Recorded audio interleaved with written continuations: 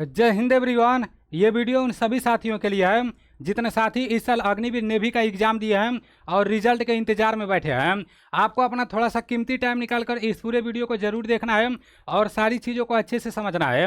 आप लोग बार बार कमेंट करके पूछ रहे हो कि अग्निवीर नेवी का रिजल्ट कब तक आ सकता है और कितने नंबर पर मेरा सिलेक्शन हो जाएगा, कितने नंबर पर सेकेंड स्टेज के लिए बुलाया जाएगा और सेकेंड स्टेज में क्या क्या होता है। तो सारी चीज़ें मैं आप लोगों को इस वीडियो के माध्यम से बताने वाला हूँ। मेरे भाई, नेवी का पेपर पहली बार एसएससी करवाई है तो एसएससी अपना थोड़ा बहुत रंग दिखा दिया है। पहला नंबर तो सेंटर ही बहुत ज़्यादा इधर उधर भेज दिए थे सब, और दूसरा नंबर पेपर में जो प्रश्न पूछे जाते थे पहले ना, तो थोड़ा सा ये लोग चेंज किए थे। जैसे एसएससी जिस टाइप के प्रश्न एसएससी जीडी में पूछती है तो उस टाइप के कुछ प्रश्न इस बार अग्निवीर नेवी में भी देखने को मिला था। बाकी काफ़ी सारे प्रश्न आपके सिलेबस से देखने को मिले थे। तो जो भी प्रश्न आपके सिलेबस के हिसाब से मिले थे तो वो तो आप लोग गलती नहीं किए हो। बाकी जो आउट ऑफ सिलेबस था तो वो तो मतलब ऐसा नहीं है कि सिर्फ आप ही का मिस्टेक हुआ है, आप ही जैसे सभी लोग तैयारी कर रहे थे, ठीक है ना। तो परेशान नहीं होना है, आप लोगों को पेशेंस बनाकर रखना है, धैर्य बनाकर रखना है। मैं सारी चीज़ें आप लोगों को बता दे रहा हूँ कि कब तक आपका रिजल्ट आ सकता है और सेकेंड स्टेज के तैयारी में आप लोगों को लगे रहना है। क्योंकि जो सेकेंड स्टेज का पेपर कराया जाता है ना, तो वो ऑफलाइन पेपर कराया जाता है और वो नेवी ही कराती है। तो जो आपका ऑफिशियल सिलेबस है, जिस तरह से भी आप पढ़ाई किए थे, वो सारा चीज़ सेकेंड स्टेज में काम आएगा। लेकिन फर्स्ट स्टेज क्वालिफाई करोगे तभी, और फाइनल मेरिट आपका सेकेंड स्टेज के हिसाब से ही बनता है। सारी चीज़ें आप लोग अच्छे से समझ लो। सबसे पहला नंबर तो आपको ये पता होना चाहिए कि कब तक आपका रिजल्ट आ जाएगा। देखो, जब आपका अग्निवीर नेवी का नोटिफिकेशन निकाला गया था तो 2 इंटेक का भर्ती एक ही साथ निकाल दिया गया था। तो डेट ऑफ बर्थ के हिसाब से आपका ऑनलाइन उधर हुआ था, ठीक है ना। 14 तारीख से लेकर 6 अप्रैल तक आप लोग का ऑनलाइन कराया गया था। 14 तारीख से 6 अप्रैल तक आपका क्या हुआ था, ऑनलाइन हुआ था। और मेरे भाई 10 और 11 अप्रैल को करेक्शन डेट था। उसके बाद से मेरे भाई यहाँ मई में आप लोगों का पेपर कराया गया। अभी मई महीना चल रहा है, इसका रिजल्ट कब आएगा?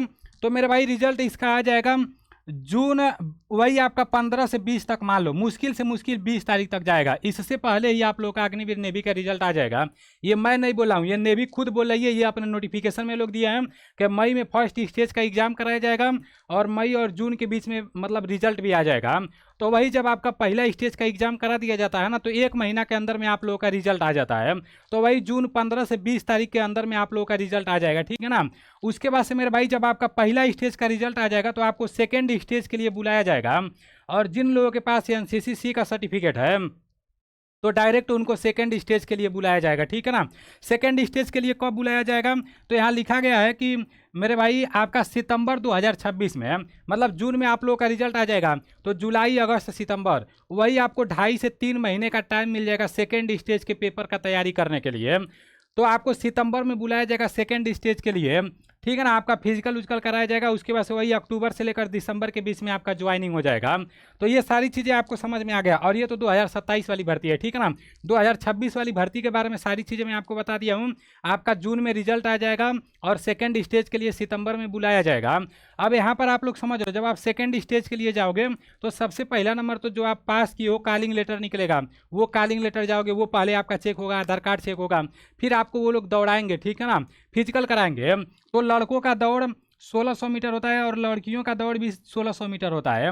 लड़कों को 1600 मीटर दौड़ने के लिए पूरे 6.5 मिनट के टाइम दिए जाते हैं और लड़कियों को 1600 मीटर दौड़ने के लिए पूरे 8 मिनट के टाइम दिए जाते हैं। उसके बाद से लड़कों को 20 स्क्वाट करना रहता है, लड़कियों को 15 करना रहता है, जिसे उठक बैठक बोलते हैं। आप लोगों को प्रैक्टिस करते रहना है, उठक बैठक का, रनिंग का, सब प्रैक्टिस करते रहना है, ठीक है ना। उसके बाद से लड़कों को 15 पुशअप मारना रहेगा और लड़कियों को 10 पुशअप मारना रहेगा। और लड़कों को जैसे 15 जैसे हाफ उठक बैठक करना रहेगा और लड़कियों को 10 हाफ उठक बैठक करना रहेगा, ठीक है ना। तो ये फिजिकल प्रोसेस में होता है। जब आपका फिजिकल हो जाएगा तो उसी दिन आपका पेपर भी कराया जाता है। जिस दिन आपका दौड़ कराया जाएगा उसी दिन बैठा कर ये लोग ऑफलाइन पेपर करवाएंगे और उस ऑफलाइन पेपर में निगेटिव मार्किंग नहीं रहेगा, चाहे आपका एमआर हो, चाहे एसएसआर हो, चाहे मेडिकल असिस्टेंट हो। जब ऑफलाइन पेपर करा दिया जाएगा तो उसी दिन आपका मेडिकल भी करा लिया जाएगा, ठीक है ना। अगर उस दिन ज़्यादा टाइम हो जाता है तो 1 दिन बाद मेडिकल करा लिया जाएगा, लेकिन ये लोग उसी दिन पेपर भी करा लेते हैं, दौड़ भी करा लेते हैं, मेडिकल भी करा देते हैं। तो सेकेंड स्टेज का कुछ ये प्रक्रिया है। अब देखो कटअप कितना जा सकता है ये भी मैं आप लोगों को बता दे रहा हूँ। काफ़ी सारे दोस्त पूछ रहे हैं कि आंसर की आएगा कि नहीं। तो मेरे भाई अभी तक तो नेवी का कोई आंसर की नहीं आया था, लेकिन पहली बार एसएससी पेपर करवाई है तो आने का संभावना भी है, आ भी सकता है नहीं भी आ सकता है। तो मैं दोनों कर दे रहा हूँ, क्योंकि पहली बार एसएससी पेपर करवाई है, पहली बार एयरफोर्स का आंसर किया है, तो हो सकता है कि नेवी का भी आंसर किया जाए। ठीक है ना, इसको अभी डाउट में ही रखना है, क्योंकि अभी पहली बार एसएससी करवाई है, उसके हिसाब से मैं बोल रहा हूँ। अब नॉर्मलाइजेशन होगा कि नहीं होगा? नॉर्मलाइजेशन का मतलब ये हुआ कि देखो, जब भी एसएससी पेपर करवाती है, जब एक दिन में कई शिफ्टों में पेपर होता है, किसी किसी शिफ्ट में थोड़ा हार्ड प्रश्न पूछ दिए जाते हैं, तो जिस शिफ्ट में हार्ड प्रश्न पूछे जाते हैं, जिस शिफ्ट में नॉर्मल प्रश्न पूछे जाते हैं, तो मेरे भाई उसको बराबर किया जाता है। मान लो आपके शिफ्ट में थोड़ा नॉर्मल प्रश्न पूछ दिए गए थे, आप 30 प्रश्न सही कर दिए हो, और आपके दोस्त के शिफ्ट में थोड़ा हार्ड प्रश्न पूछे गए थे, वो सिर्फ 20 प्रश्न सही किया है, तो जब नॉर्मलाइजेशन होगा ना, तो जो आपका दोस्त 20 प्रश्न सही किया है, उसको आपसे भी ज़्यादा नंबर मिल जाएगा। ठीक है ना, नॉर्मलाइजेशन में नंबर बढ़ जाता है।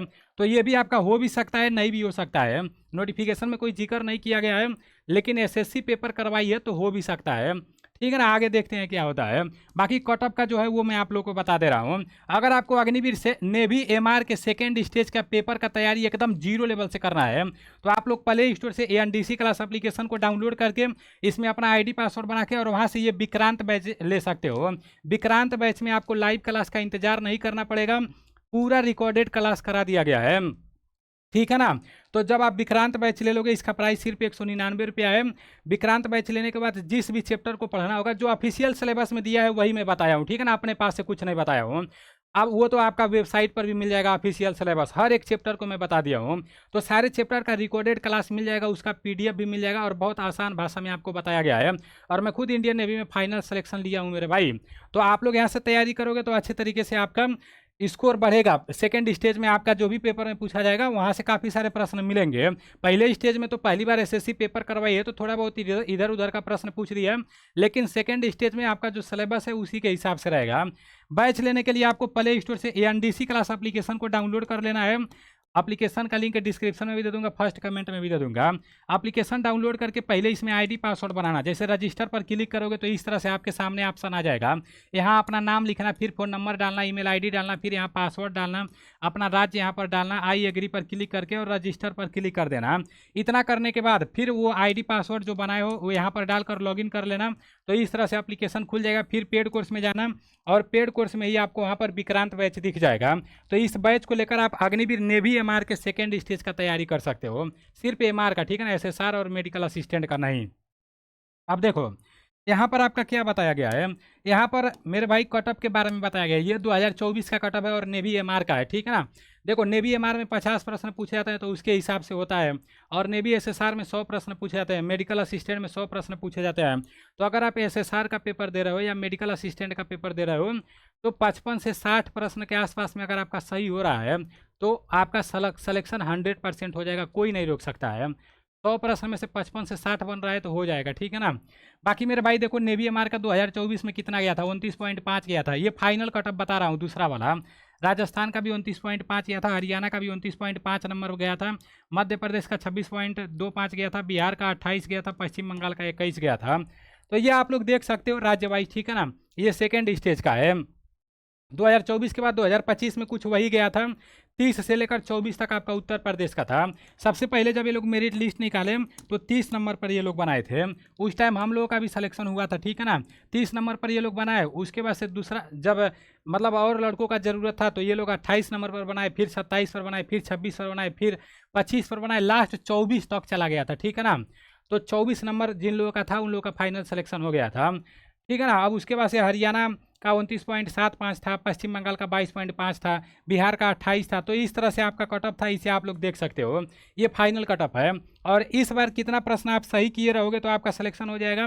तो मैं लिख कर दे सकता हूँ, पहला स्टेज में आप 30 प्रश्न अगर सही कर दिए हो नेवी एमआर में, तो दुनिया का कोई ताकत नहीं रोक सकता। स्क्रीनशॉट ले लेना। अगर 30 प्रश्न सही किए तो आपका सिलेक्शन हो जाएगा। पूरा मैं प्रीवियस ईयर का डाटा के हिसाब से बता रहा हूँ, अभी तक इससे अधिक गया ही नहीं है।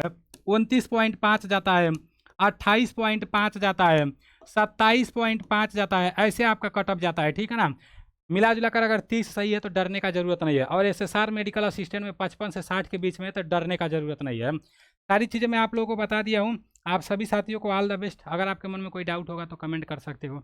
जय हिंद।